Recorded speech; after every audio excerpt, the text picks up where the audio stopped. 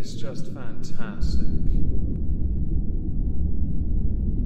Captain's Log, Subdate 210817.3. I might talk to Subfleet about changing inmates' uniforms to match their crime. Bloody for murder, suits with chaps for lawyers, Pokemon onesies for the virgin weebs, and clown costumes for the sex offenders. Welcome everyone to the Halls of Injustice. Today we welcome inmates numbers, there's a few of them here, 084, 084.1 and 084.2. Becki West Davidson, Sean Palmer and Sebastian Smith, formerly known as Luke Greenland, all three of whom will be spending a considerable amount of their life in prison for the rather heinous crime they committed. Becki West Davidson is a bully, a lying, manipulative, aggressive, Ipshit-riddled bully. Ipshit's a place, more commonly known as Ipswich, but I don't like Ipshit, so I'm going to call it Ipshit, that enjoys taking advantage of vulnerable people and creating drama so that she can sit back and watch the events unfold, and therefore those involved burn. I should probably change that to past tense, but time will tell if she reforms or not while she spends a considerable amount of her life in one of these ISO cubes. To prove this point, we can now talk about the lead up to a crime that put her and the other two idiots into the ISO cubes. For this we need a victim, Joe Pooley, a man with ADHD, Asperger's and autism. He was considered highly vulnerable and just wanted friends. There is a reason I specifically mentioned that. The judge himself will reference it later, and it does play a part in what unfolded. So initially all of this started when Becki had sex with Joe at her home. She then went on to tell Sebastian Smith of this, mostly to make him jealous because she wanted him, but he wasn't really as interested until he found out someone got there first. Although to be clear, many people got there first. She had children. This did though work. It yielded a positive result for Becki that actually falls in line with what I accused her earlier of, liking to sit back and watch people involved burn, because Sebastian then started to send aggressive messages to Joe. That was nice of her, wasn't it? Shortly after this encounter though, Becki was no longer interested in Joe. She got what she wanted essentially, so she ghosted him. If you are unsure what ghosting is, it is the practice of ending a personal relationship with someone by suddenly and without explanation withdrawing from all communication. It's also known as simmering or icing, so yes, the term can be considered colloquial. Because of the conditions and issues that Joe Pooley has, he started messaging Becki for information, but she never responded. So the messages continued because he couldn't let it go. Understandably so. She then got aggressive, very aggressive. Hell, at one point she destroyed her entire apartment because she couldn't control her rage, everyone. It's okay, everything in this cell is bolted down. Eventually Joe and Becki did in fact meet up, and they went through a wooded area where the River Gipping is, in, again, Ipshit. During this walk, they discussed many things, and Joe may have said something a little bit, whew. Understandably, it would elicit a response.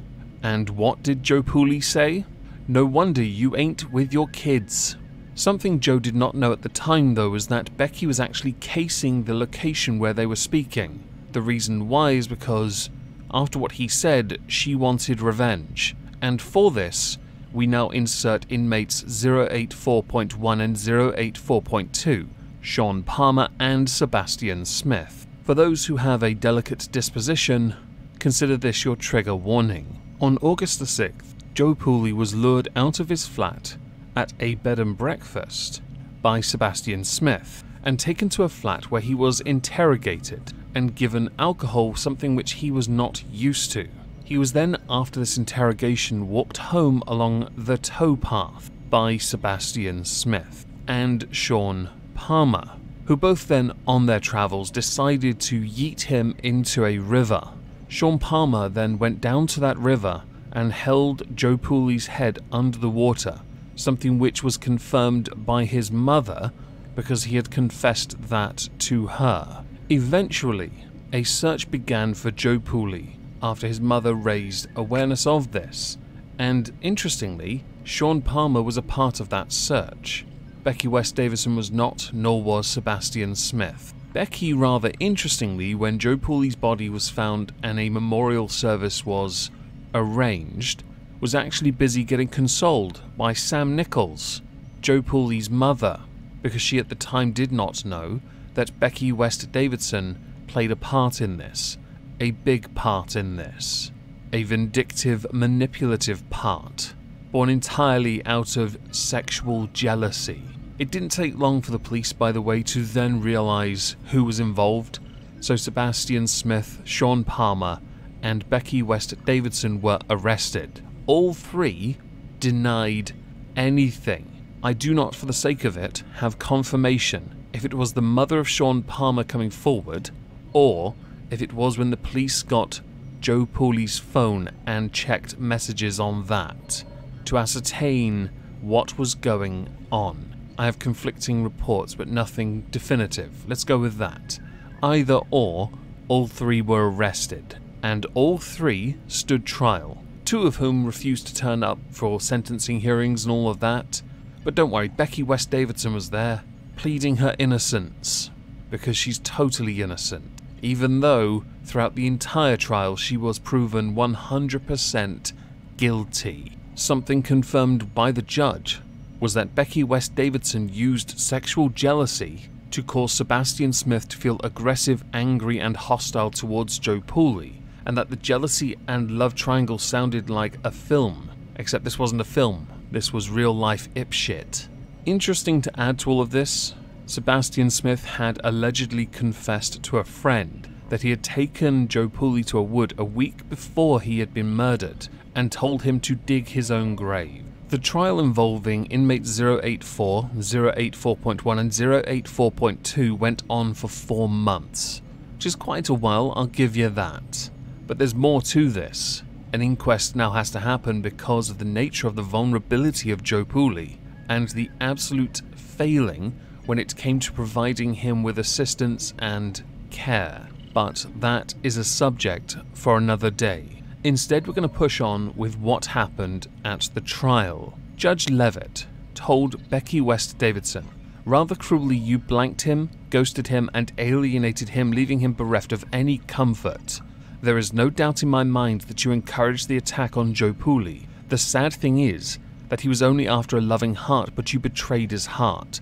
You were a part of a group who accepted Joe when it suited you, but no sooner had that been done, you rejected him." With this, we now get to the verdict. Becki West Davidson, Sean Palmer, Sebastian Smith, all three found guilty of murder.